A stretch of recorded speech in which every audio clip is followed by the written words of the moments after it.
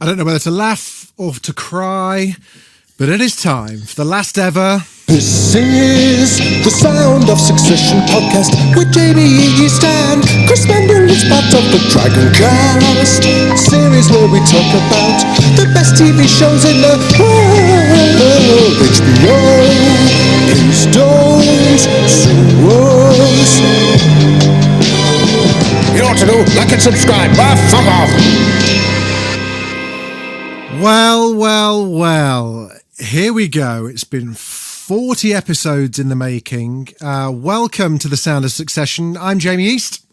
And I am Chris Mandle, and we are 40 for 40 on surviving any lawsuits from HBO. So far. Wait till I sing the Game of Thrones theme tune. Oh no. We did it. Hey, we did it. It is 20 past 11 on Monday, Bank Holiday Monday, the 29th of May. What time do you watch it? You've literally, it's still fresh in your mind, right? Yeah, I just watched it. I had to go and shower afterwards because I just felt so unclean from all the corporate backstabbing. But yeah, kind of like 9 o'clock. Watched it. I did it at 5:45. I've already been on 5 Live this morning and Sky News, like a media whore that I am. Tell everyone about you've been on doing the rounds today, right? Talking about Succession and also hopefully the podcast, right? Yeah. Well, yeah. Always about the podcast. Always. It's always weird, these things, because you get to people want you to talk about it, but don't want you to talk about it. You know, yeah. It was the same when Thrones ended. It's like, you got to come on, write a think piece, do me an article. Oh, no spoilers. Don't ever give anything away. And it's kind of impossible to do, other than to say, you know, what I did say was, and I think you said it pretty much exactly the same thing as I said to Rick Edwards. The plane was landed perfectly on the runway. It was a sublime hour and a half of television.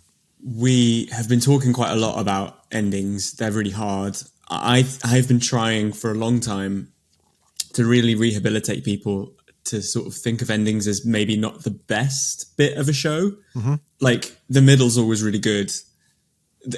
Sort of landing it, figuring it out, trying to sum it up is really hard. And I think historically, like, you know, Mad Men, Breaking Bad, like people just kind of went, that's not what I wanted to happen, or that's not what I predicted would happen. It's not how I imagined in my mind exactly. It should end. And I think Succession had a really difficult job. I mean, it's really interesting to your point about like when you do TV spots, you talk about the show, like the only way that people really have been writing about Succession in the last few weeks has been who's going to win. And we've been trained for weeks now to know that's not what this show is about, and that's not really what it's interested in. That's just how you get all the characters in the room. And so it's interesting. I'd be interested to see what the reaction is like. I haven't been online, like I haven't been on Instagram or Twitter or really, because I haven't had time. Yeah. I think they did an amazing job. I do too. I asked kind of Dragoncasters who got up early to watch it for their thoughts. Lots of memes of that shocked face Australian Idol with the guy with the big mouth. That was from Baby Hodor. Helen Tope, random, tearfully saluting. Julia says there was never going to be a happy ending, as Logan said they were not serious people. Ed Foster, brilliant, absolutely nailed it. Ronnie said, Ronnie Mack saying, geez, it's not that I didn't like the episode, but it felt a bit rushed. I think a lot of plot lines were ignored, like Greglet being inside of both sides yet gets nothing. Not quite sure that's the case. Jerry with what she had on Roman Kendall's rise and fall again so quickly, ? But Helen raised a good point, and it was something I tweeted late Friday night, almost as a kind of like jokey afterthought. There's a website called Nameberry.com, which I've never heard of in my life. Okay. I've never heard of the lady in question, and I'm about to play the clip whereby she goes into and unearthed this amazing nugget. And she said that there are many reasons why writers give characters quite straightforward names, like simple names. Roy means king. You know, blah, blah, blah. Steve, that's why Jack Reacher, Tom Maverick, or whatever the fuck he was called. All of it. Everyone has quite boring names in films. So she said, which is why whenever there's a really unusual name, you should pay really close attention to it. You should pay Right. really close attention to it. And this is what she had to say about a certain man called Tom Wamsgans. Wamsgans is a very rare German surname. Gans means goose in German, and the Wams part of the surname comes from the Gothic given name Wamba, which means big paunch. Wamba also shares roots with the English word womb. Taken all together, we can interpret Wamsgans to mean goose with a big belly, pregnant goose, or most likely a goose down vest or coat, since a coat or vest would cover that part of the body. But all of this is just background information. None of it relates to who Tom is as a character. No, the real reason he was given the last name Wamsgans is because of this guy. This is Bill Wamsgans, an MLB player during the early 20th century. He is remembered for one thing, and that is completing the only unassisted triple play in World Series history. He took out 3 players at once in what is essentially the finale of baseball. It's no coincidence that Tom shares a surname with Bill Wamsgans, so you have to wonder if Tom will complete an unassisted triple play and take out all 3 of the Roy siblings to become the leader of Waystar Royco in the Succession finale. There you go. Nameberry had it. It was like Tom, and this is why I wanted to play this, not because it's like, someone got it right, ha ha ha. More that it shows that this was always going to be the play. That if that is the case, and it seems very difficult for it not to be real, and for that theory not to be bang on the money. If that is the case, then fair play to Jesse, because this was always going to be what happened. I think there's 2 things I want to mention really quickly, which is someone who got in touch to say it did feel rushed. I mean, I do get the impression to conclude it on the 4th season came late in the game. I think that's why we have a 90-minute finale. I think that's why last episode, we didn't talk about this really, but they do all the funeral and then there's like 10 minutes, 15 minutes of extra storyline that's like happening later. Like that I think would have probably been in another episode. And I think you can see a little bit of you can see like, oh, we maybe would have got more Jerry. We would have maybe got more Greg playing both sides if this had stretched to a 5th season. But I think even that clip you played is really interesting because Tom has got the CEO job. Whether he got it by taking on all the siblings, I'm not sure. Like it's one of his skills seems to have been his passive ability to not even declare whether art is good or not in front of his potential new boss, right? Well, I mean, they were there at dinner with Greg looking over from afar, and Mattson was like, "Okay, come on, pitch me." He hadn't even prepared anything. He had no idea this was even. He was just trying to save his arse, and he just wanted to kind of like stay at ATN. He had no idea he was even in the running. But within a second, he was like, "Fuck it, okay, let's do this." And he's honest, right? Like, okay, here's what I can do. I'm a good manager. Yeah. I'm not the sort of the persona. I'm not on the cover of Time. I worry about things. Yeah. Even when he overthrew the election on that newspaper graphic last week, he didn't even get enough credit for that. He was like, I was the one that did that. And, last week he was stewing over it.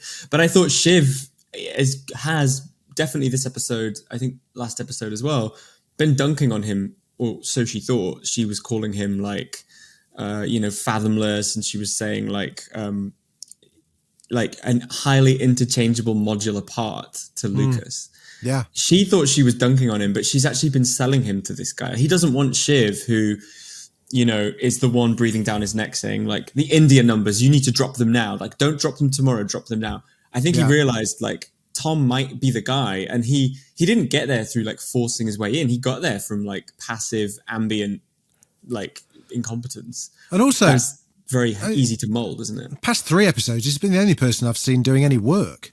I know. Hey, do you know what? It really spoke to me. Look what you can achieve when you get a good night's sleep. He got his 8 hours. He got his 8 hours. Woke up and was king. Yeah. So I loved that it went down this way. I think, framing it as like Tom won is kind of like, because this is the thing, we leave them. We don't know where it's going to go from here. But I think Tom didn't really win, but what it meant was that the kids lost. Yeah. Last season where he was like, I've never seen Logan lose. It's not that Kendall can't win. He's like, I've just never seen your dad lose, so I'm going with him. Yeah. This season, I felt like it was a bit of an inverse where he was like, it's not that you guys can win, but I've only seen you lose. So he has to be diametric to them. And that's what I thought Greg's involvement in this episode was great, by the way. Getting his translator app out. Oh. And what did it call Shiv? It didn't say Shiv, did it? It said something else, Liv or something like that. Botched her name. I paused it to read those because I was like, shit. I thought when he came out of the toilet cubicle, which was also like gold and black, which I thought was hilarious. Yeah. I thought they were going to be there being like, we heard all of that. But the thing about him is he did a really smart thing. But again, he bet with the kids. He was like, I'm going to tell the kids. Yeah.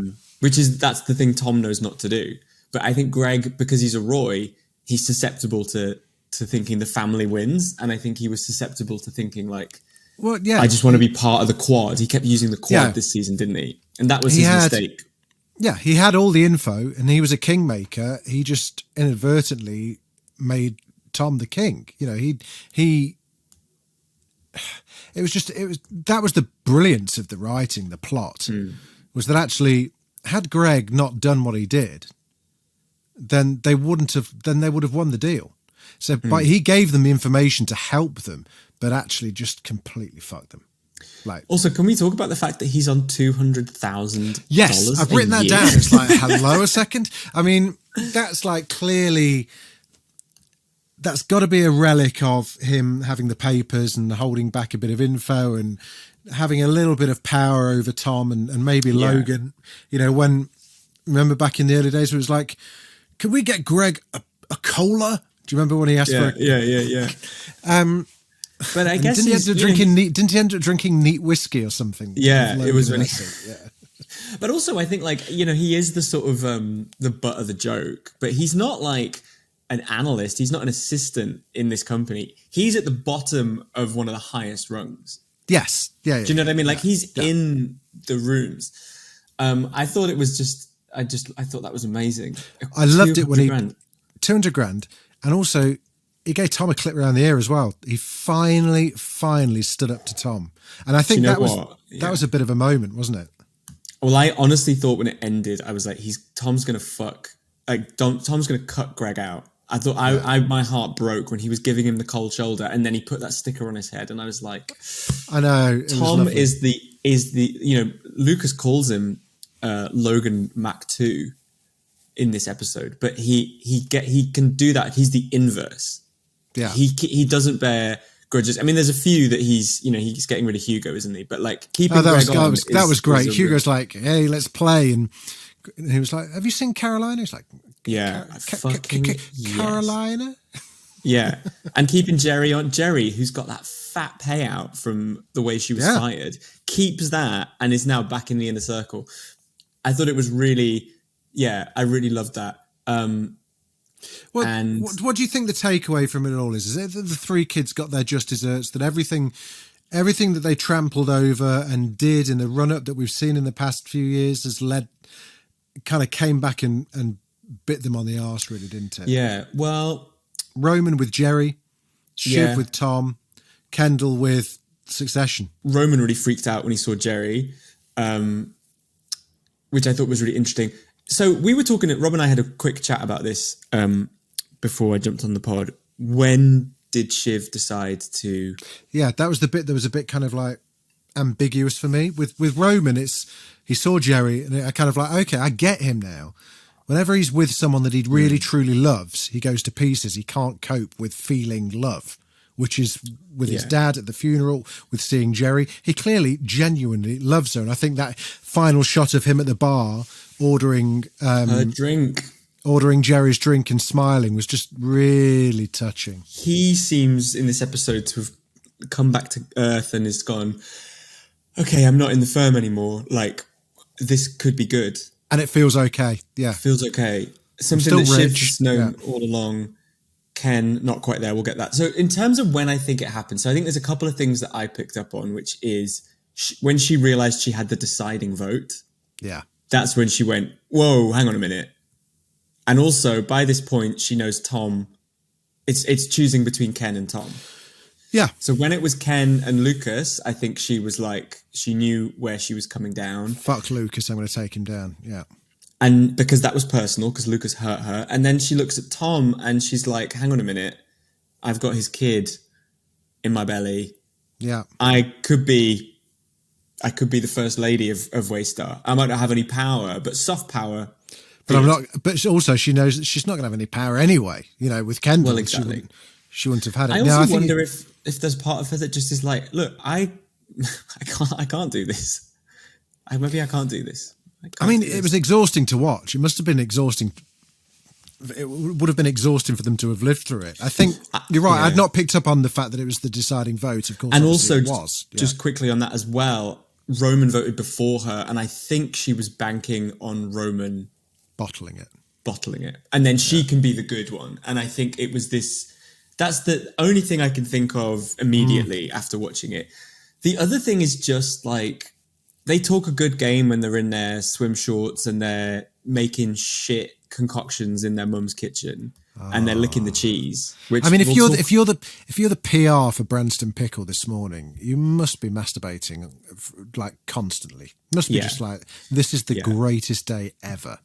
It's one thing to have those conversations. They always have these heart-to-hearts when no one else is there. It's just them, like by the bins at the wedding last year. Yeah, and then they get jolted back into the corporate world where they're sort of, they're not just siblings, they're sort of colleagues, and I think it all goes to shit. And I think it's impossible for them to separate. Like, you know, the fact that when they go to this adjacent room and they're arguing, like really arguing. Ken's thing is, I'm the oldest boy. That's his defense. It's me. I'm the oldest boy. Yeah. Dad told me when I was 7. And he's not, you know, that's the thing. And exactly, Connor, but you're not. Connor. Yeah, I think, you know, I enjoyed all of those moments. Anyone that's got siblings or anyone that's, you know, cousins that you're close to, whatever, will have seen themselves so much in this finale. Just the way, you know, you're just horrible to your siblings, and yet there's just that bond that will just never. You can't even explain a sibling bond to anybody else because you've been through shit. No matter how perfect and idyllic your family situation is, you will have been through some shit together. Unspoken shit. They're the only people that knows what it's like to be them. Yeah, and I loved the upside of that, which was the goofiness and the licking of the cheese and just making George's marvelous medicine in the kitchen, which is something, you know, we've all poured toothpaste and mouthwash into the sink to mix it with the shampoo to see what happens. All of that stuff, and even the goading Ken into smiling on the little flotilla thing out in the sea was just like. You know what it reminded me? It reminded me of Brienne's smile when she gets knighted. That same kind of like, oh, I can't help it. And he just gave it such a big shit-eating grin. And I remember at that moment looking at the clock and just thinking, fucking hell, there's 45 minutes to go yet. This is not the end. I kind of wished it was, but no.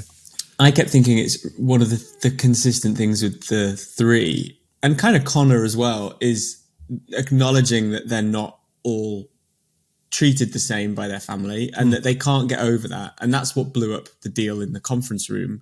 Yeah. You know, Shiv says, like, you killed a kid. Like that should be off the record. You can't do that. And then he sort of goes, well, I didn't actually. I just told you that. And she's like, okay. Which was even worse. Because it's completely not true. She knows that's not true. And then he goes, I wasn't even there. I mean, I did drive. I mean, he did die. I mean, I was in the water. You know, it's just exactly all of these things. And I think also the fact that he was happy for them to think that he'd lie to them about something like that, which made the whole thing actually worse. It was just like, I was just like, Kendall, shut up, mate. Just shut up. But and that was just, that, you know, that was the point that Roman, I think, was just like, you know what? None of us are any good.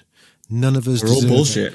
That's what he said. We're all bullshit. Well, this is, and someone was absolutely right. Listen, do you remember this?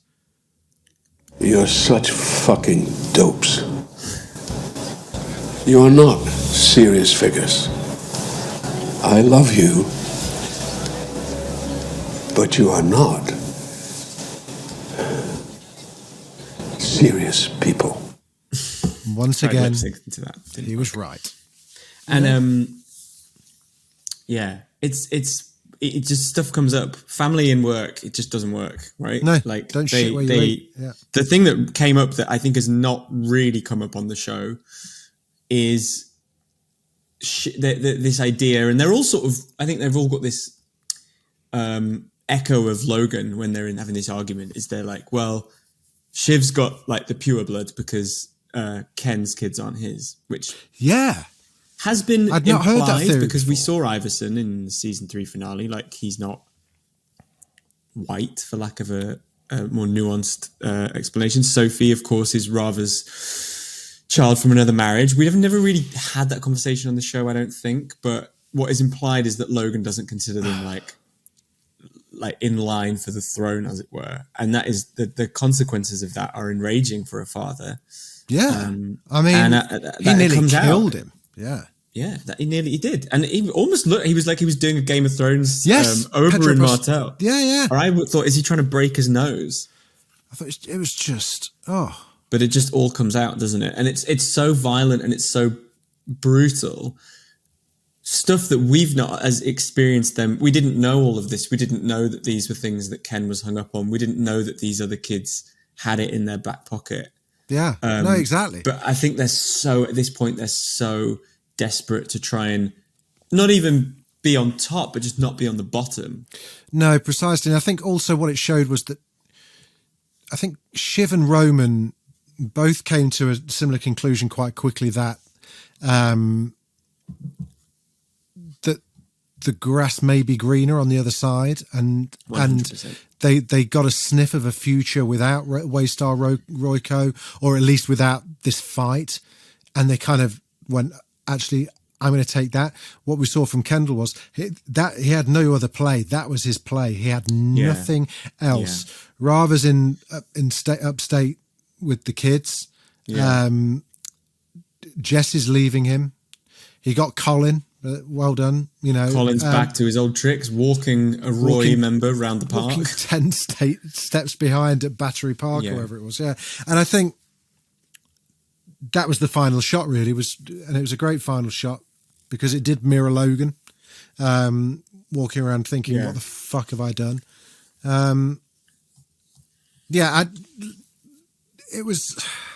It's almost too much to take in at first. You know, I'm not going to be as articulate because I normally watch it twice and make notes and have quotes. And it was stuff. longer as well, wasn't it? And it was a hell of a long.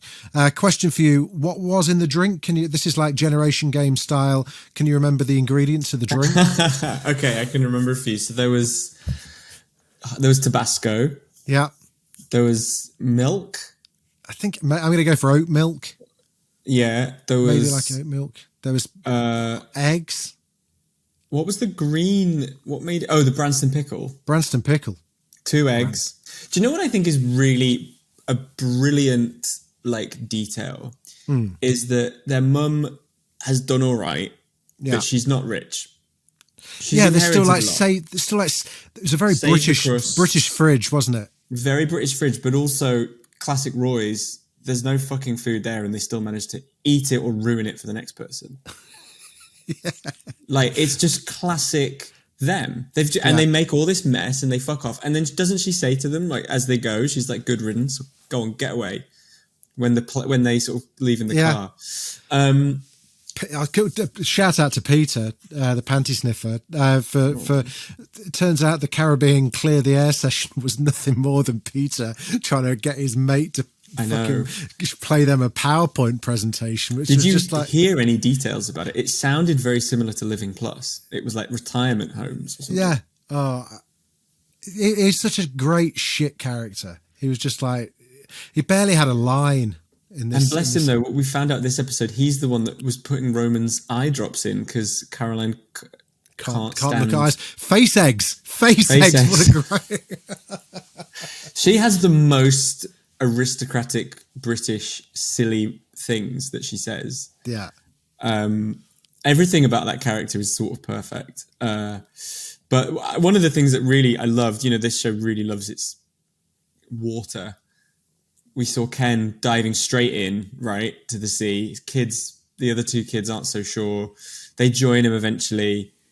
We have all this wonderful imagery of rebirth and the potential. And then at the end of the episode, he goes to the waterfront and there's this big fence in front of it. You know, he was like a caged, like a sea lion or something, who was like, I used to be free. I was in the pontoon, I was swimming, and now you've got these bars across it. And I didn't notice that. That's a good pickup, because every time, he got reborn as the king earlier on in the episode. And he's been in oceans. You know, we've seen him in infinity pools. We've seen him in spas in season 2, constrained. And this season he's been in the ocean. He's been a free range Ken. And then now he's back to watching other people in the ocean, or just knowing he can't go over. One of my favourite scenes, which we'll touch on, we should talk about, is where they visited where Logan's old house, where Connor and Willa. Oh my God! So Connor, almost perfect again, beautifully wrapped up. Where we learned that, amazingly, no one saw it coming. I can't quite believe I'm even saying it, but that Willa is staying in the palatial $130 million penthouse, whilst Connor does the dutiful thing and goes off to whatever Slovenia ambassadorship, and they're going to give this long range thing a try because they think it would really cement the relationship. And then when Willa got that little, was it Shiv or one of them tapped on the shoulder, said just so you know, there's a chance Menken's going to lose this, so that might not be happening after all. And she was just like, you could just see the realization was like, fuck. Roman called it the 2-week itch. Also, I just, I know that like that townhouse is not to everyone's tastes, right? But you do not inherit that, or you buy that townhouse and go, do you know what this needs? Is a cowhide sofa. 2 foot long, wasn't it? Or some 10 foot long. Yay. So can I just say something though? The sticker thing. Have you ever come across that before? No. I have. What? I don't know if any of my extended family listen to anything that I do, nor should they. But before my nan died, down in Kent, my mum's from Kent. I don't know why I'm whispering. Kent's quite. I loved it. I've lent in. I'm like, oh, this is interesting. My mum's brother did exactly that. Or my nan. I think it may have been my uncle or maybe if my nan suggested it. And we went down, we used to go down maybe once a year or so, and we went down one year and there were little stickers on various pieces of furniture. My nan was still alive. Yeah, it's and crazy. they've gone around kind of like putting little, like, the little like teacher, like good work, red dot. Yeah. Just putting them on like on little dressing tables. God. And I guess that's what people do. I mean, it kind of, practically speaking, but I mean, if I was Connor and you're there looking at this furniture, you're just like, I don't want any of this stuff. What am I going to do with any? It's crazy, isn't it? Because it's like it's a big place and it's everything. We saw glasses, bowls, like cutlery. They were keeping nothing. Rings. Yeah, but it's like, to refurnish a home, but like top to bottom, will take ages and it will cost ages. I know they've got money, but I'm like, is there really anything wrong with the champagne flutes or the decanters? Like, for goodness sake. Well, also, that stuff would be worth a fortune. If you're installing a 10-foot long cowhide sofa, you're not going to want a decanter. Also, we did get confirmation that Willa is working on her new play. 6 to 8 months it's going to take. 6 to 8 months for a whole play.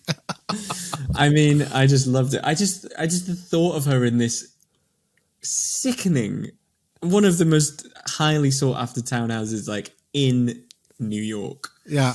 And she's just there drafting her shitty play. Amazing. And then we did see they were kind of like going through some old tapes, and that was so sweet. Genuinely one of my favorite moments of the whole series, and we heard this song. We heard this song here. I'll sing you one more thing, all the rushes on. What is your one? One is one and all alone, and evermore shall be so. One is one and all alone, and evermore shall be so. I'll sing you two more thing, all the rushes on. What is your two? Two for the lily white boys, clothed all in green. So that's a song. It's like a traditional song called "Green Grow the Rushes Out," which they were doing this. It was such a.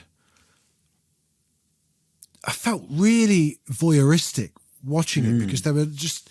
It was being filmed by someone, presumably on a phone, like late night. I'm guessing within the past 6 months. Yeah, Kerry was there. Drinks had been had.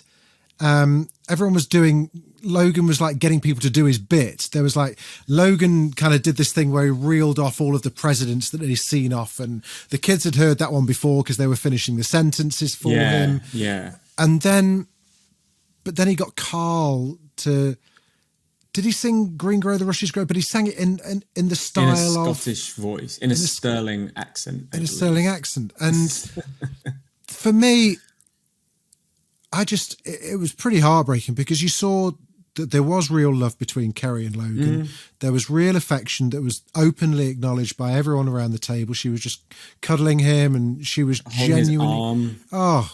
That was beautiful. And then it was a nice environment. It was great, and they were all just kind of they were all talking openly and honestly. Jerry was there, they were all just having fun, and the kids watched it and were just completely broken and confused. They were like, "Who is this man? Why is he being like that with these fucking people?" Jerry, with Hugo, these people, whatever. and yet we're the people trying to keep his legacy going.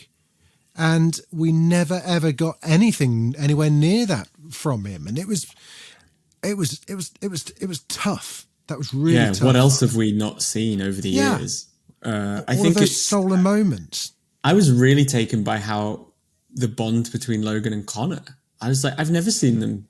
Yeah, Connor's at his right hand. He's exactly.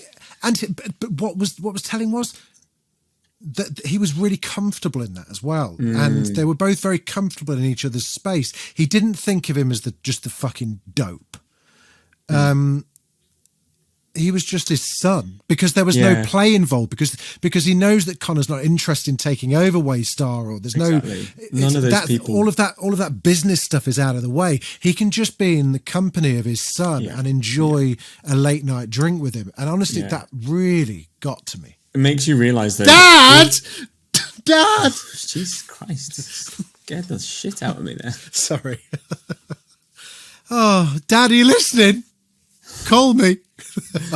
When is I'm the eldest boy. I'm the eldest boy. It makes me think though that all the kids, every time the kids see Logan, they want something from him. Yeah. They're just constantly trying to get something at the expense of the others. I thought that was really clever, that scene. And just the ghost of Logan Roy sort of looms very much in this episode. It was nice that he got a little goodbye as well. A visual, he was still in there. And it made me think when I was watching it, it's like, do you remember when they interviewed Brian Cox after the episode 3? And they said, "Oh, what did you and Jesse Armstrong spoke about when he had to go and tell Brian Cox in Soho. And Brian Cox's first thing was, "Will I still get paid for 10?" And we laughed at the time. He obviously did, because he has still been in and appeared in every episode. In every episode? There's been a moment where he's been in every episode. Wow. That is impressive. Whether Living Plus. Yeah. He was at the funeral. Did we see him? You did see him blinking. Is that him? Is he in there? Yeah, he was in there. He just wasn't in the coffin. There's a shot, I think, where they're entering the church. Yes. He's not got his goatee beard, but he's still got a moustache, and he just walks in behind. Even though we don't see it, I read this thing that was saying that basically to avoid spoilers, they pretended it was Ewan's funeral they were filming. So that's what were a lot of the flyers, a lot of the in case the press saw them. So Logan was on set filming that. Amazing. But they just wouldn't have used any of the footage. Amazing. Which is really clever. I read that they had to get paid for that. I read that they didn't even tell the actress who plays Carolina why she was at a funeral until they started filming. Oh my God. That's amazing. Yeah. Anyway, sorry, we digress, but yeah, that just made me laugh. That Brian still makes bank, baby. He does. The house always wins. I thought it was, Skarsgård. Let's just kind of doff our cap to Alexander Skarsgård for an incredible kind of supporting role. One of the best, I think. Pretty much a scene stealer in every scene he was in. Yes. Didn't get used hardly at all in this episode, but I think they didn't need to.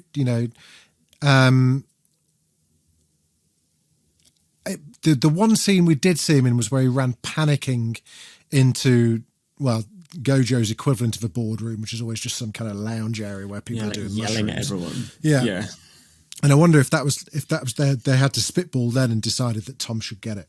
It was the only way of kind of like... Yeah, that makes sense. I mean, he's been such an incredible presence since Logan died. I think he has been framed as this antagonist, but between him and Mencken, you've got these very different male figures that could inherit power this season, and the kids are sort of like, you're not my dad. But I think the clever thing was with this episode, as you said, he's not in it. We didn't see Mencken. What we got was a real focus on the kids and how the relationship between them was always going to stop any of them getting what they thought they wanted.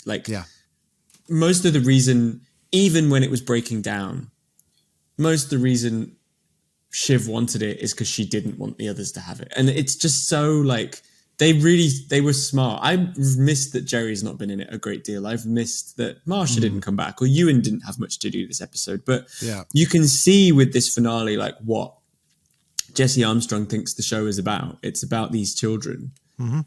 And it's about their inability to move on from their childhood. And even Roman, right up at the end, he's going, I know it's not me, but why is it not me? I know it's you. I want you to do it, but why is it not me? I don't understand. Yeah. It's it's happened now. Move on. It's okay. I think it was really clever. And I think that's why I do think I'd be interested to what the reaction is. I think would be surprised if people didn't like it, but I do think it worked because I think Jesse knew what the story was. It was never about let's make this company really profitable. It's not that show really. No, well, it's called Succession. It was always about what it was from the opening 10 minutes, which was that Kendall thought he was getting what he was preordained to do.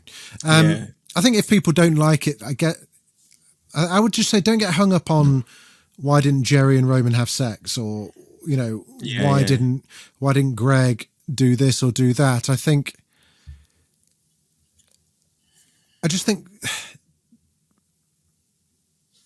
and I'm just trying to take a bit of perspective about it, because it's so easy to get giddy about finales just after you've watched them, and in hindsight, I just got excited. I can't think of anything I didn't like, and that's how I feel. What summed it up for me was the shot of Tom and Shiv in the limo at the end, where no one seemed massively happy. Tom kind of started growing into it a little bit, and he very kind of he was great. He was. I mean, he's had one fuck of a season, Matthew McFadden. I mean, unbelievable. No wonder he. Have you been followed? Do you follow Keely Hawes on Insta?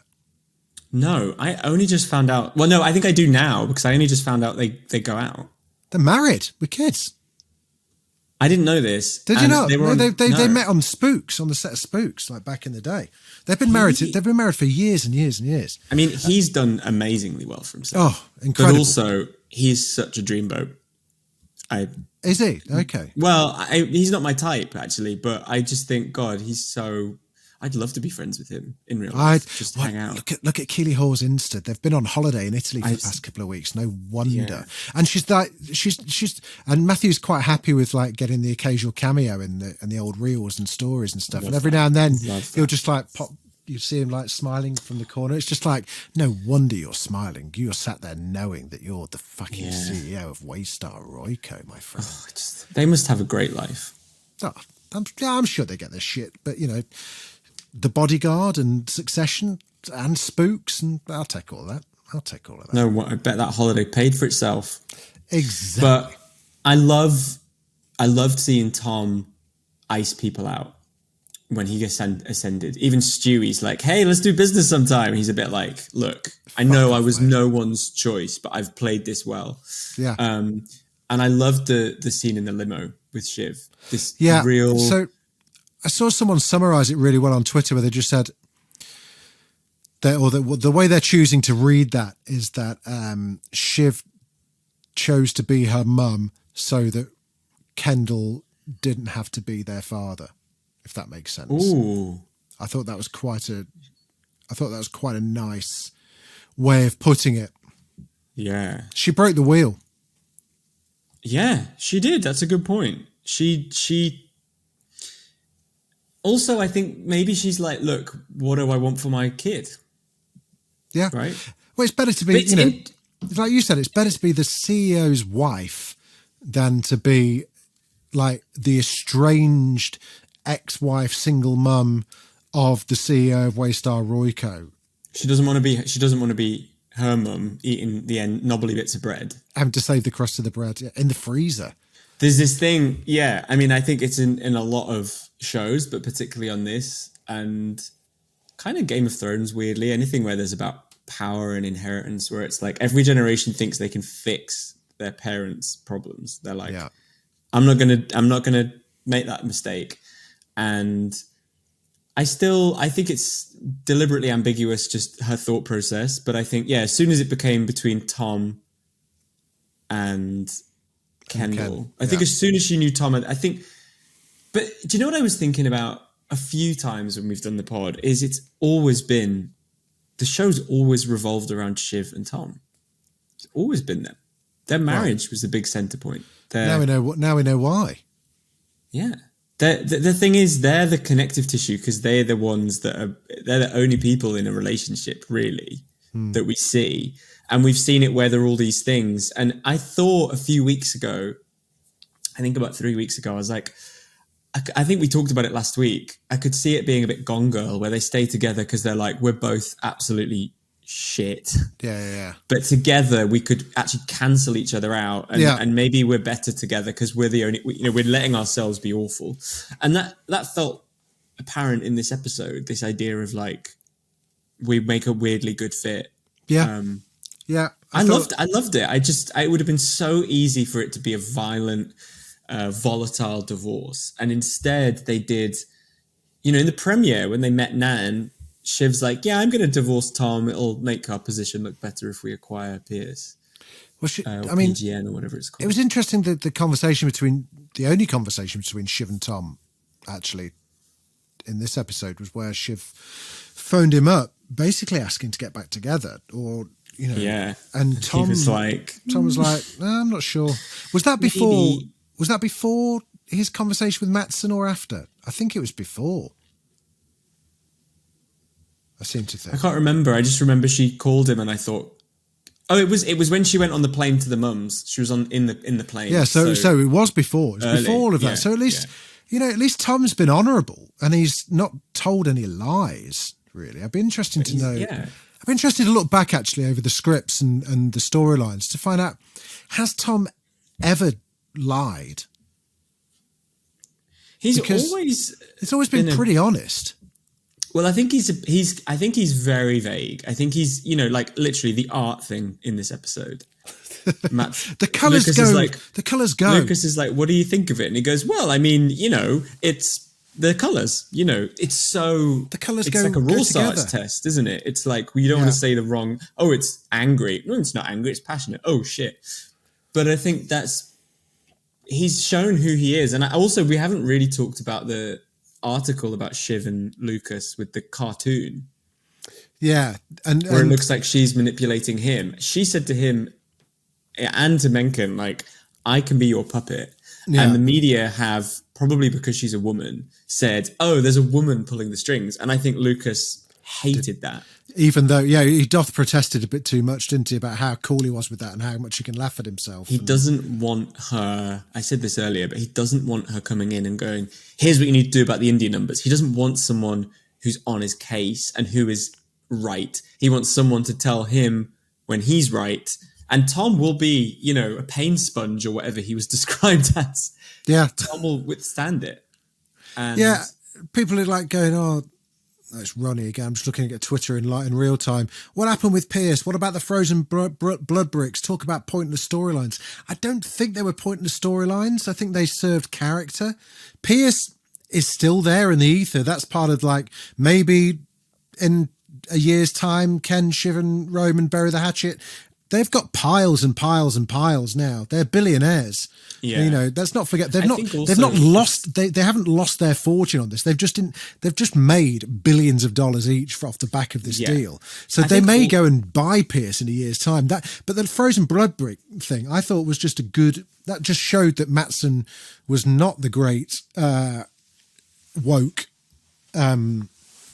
kind of clean revolutionary we thought he was. He's actually a fucking weird I think on the Pierce thing, I mean, I think if you're watching this show because you want to watch $1 billion company buy another $1 billion company, like, this is not the show. I mean, go watch Billions. Yeah.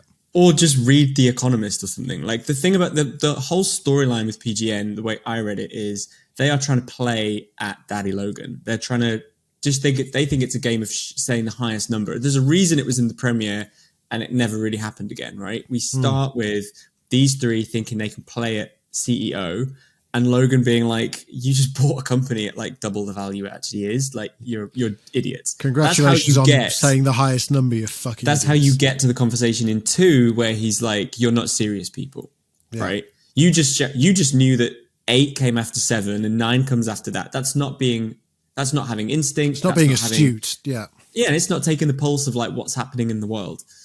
And so I think, yeah, you know, look, do you really want to, that's not what, I just don't think you tune in to go, well, I can't wait to see them sign the contract and then merge their portfolio. Yeah. I mean, it's not as if anyone said, hey, we haven't checked in on the cruises for a while. I'd love to know how they're rehabilitating their image after the scandal. Yeah. But yeah, I mean, we're so used to these things being put in front of us and thinking that that's what the show is about. I mean, it sort of just isn't, is it? No. AOB, any other business at this final board meeting of Sound of Succession? Well, I mean, I'm really gutted it's over. I'm gutted, but in the nicest, in the best possible way. I'm pleased that they've ended. Season would have worked.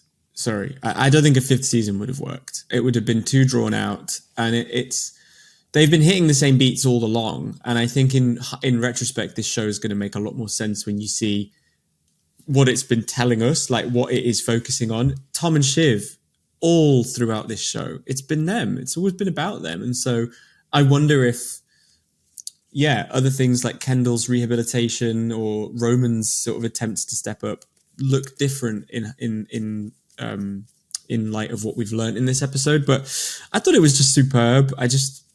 Oh my God. Last order of business. Go on. Amazing scene with Carl and Frank, where they're like, what do you think? Golden parachute? And they go, what do you say to one last rodeo? Yeah, that was great, wasn't it? I loved that. I was like, of course, this is the thing. It's happened to Jerry. She gets her big payout. Yeah. And she's done. And then it's like, well, maybe not. Back. This is kind of fun. Yeah. What about you? Any top line thoughts? No, I'm just full of gratitude, really, like a good old alcoholic that I am. I think just full of it's been a pleasure. It really has to that's why we do this. It's what I've made a career out of doing, is the fact that I'm just such a fan of wonderful, wonderful television. And thank God there are people like Jesse Armstrong in the world who are so creative yet so driven to get it on paper and make it happen.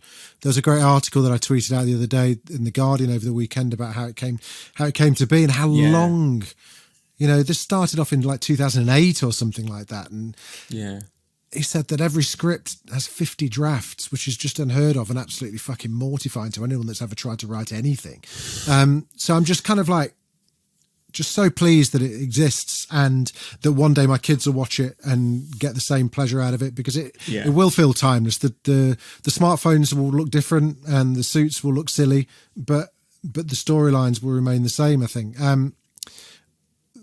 Final thing to you, Chris, on the Sound of Succession. What's the best line ever in Succession to you? Oh, wow.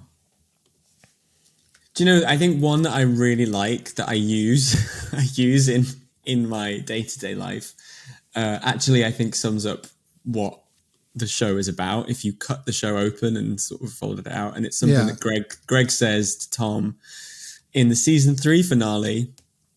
What am I going to do with a soul anyway? Love that. I like that.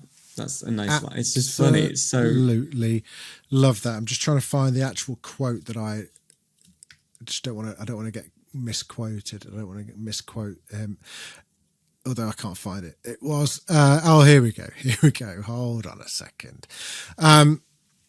You're busting here, guns in hand. Now you find they've turned to fucking sausages. That to me was just such an evocative, brilliant visualization of something brilliant. That summed up Succession to me. Just like silly, angry, and brilliantly written. I salute you, Jesse Armstrong and Brian and Amazing Jeremy show. and Sarah Snook and I don't know, it's funny when a show like this ends because I think it's captured such a specific portion of like broader culture. It feels like the defining show of the Trump era, I think someone called it recently. Yeah. Power, money, corruption, bastards. It's so interesting. I just don't know what the next big cult show is going to look like. It won't look anything like this. No. But well, who thought that a business show would be the successor to Game of Thrones? Yeah, where there's no one to root for, no one to like. I just think it's been such a success, and I think it's such an inspiration for people, I think, because I think whatever you think about where this show's gone or what it's chosen to focus on, you can't deny that it's been done with such precision. Yeah. Jesse Armstrong knew what he was doing the whole time, and that's not true of a lot of shows. Some shows spin and they flap their wing, they flap their... Hello, Westworld. Hello, Lost. Yeah. Literally, right? Because they had to work to unreasonable standards, their budgets, Lost had to do 22 episodes a year. I mean, it's just insane. Yeah. And so I think this is what it looks like when you can apply conviction to every step of the process. And 100%. And also when you believe when you believe in your story makers as well.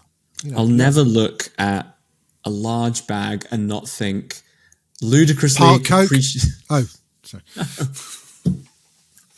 Ludicrously capricious bag. These things get put into like lexicon, don't they? Yeah. Yeah. So I'm so sad it's over. And the finale of Barry also went up overnight. So we're going to watch that tonight. Oh, I'm some way behind that. That's for sure. Just a similar thing though. Similar idea. It's Bill Hader knows what it is, and it's weird. It doesn't work the way that most shows would, and it doesn't go where you think it will, but it all makes sense. And I just think, oh man, what a fucking time to be alive. What a time to do this for a living. Oh, precisely. Well, that's it. Another series under our belts, joining Thrones, joining the OA. Succession is there. It does mean that there's a gap. We are going to be thinking about that over the coming weeks. As we mentioned before, next week we're doing the live stream of the final episode of Game of Thrones, The Iron Throne, season 8, episode 6. Then we're going to take a bit of time off and regroup, but we've got some good plans for Dragoncast. But we do need to have a think about what shows we're going to cover. If you've got anything that you'd like us to take a look at, you know what to do. Get in touch, dragoncast@daftdoris.com or dragoncast_pod on Twitter. Also, people should let us know what shows they're excited about. Yes, what's coming up. What is? It's very difficult. Do our jobs for us. I can't tell, for example, should I be watching The Idol or is it a bit gross? I think I'm going to hate watch it. Rob's not watching it. I'm going to recommend a show. You won't be able to recommend this show, but I will recommend this show anyway. Silo which is on. Yeah, Apple we are TV. going to watch that. Which is on Apple TV Plus. I didn't realize it was. I read the books like decades ago, the Wall trilogy. Watched the first You're episode. into it? Watched the first episode last night. Very, very good. Very good indeed. Yeah, Very Westworldy. interesting. Yeah, I'm in the mood for a sort of puzzle boxy kind of thing. Yeah, it's very much like that. So, okay, until next week, Chris, it's been an absolute pleasure. Thank you, Succession. We're going to go back to being called Dragoncast now. Here we go. Laters, haters. See you later.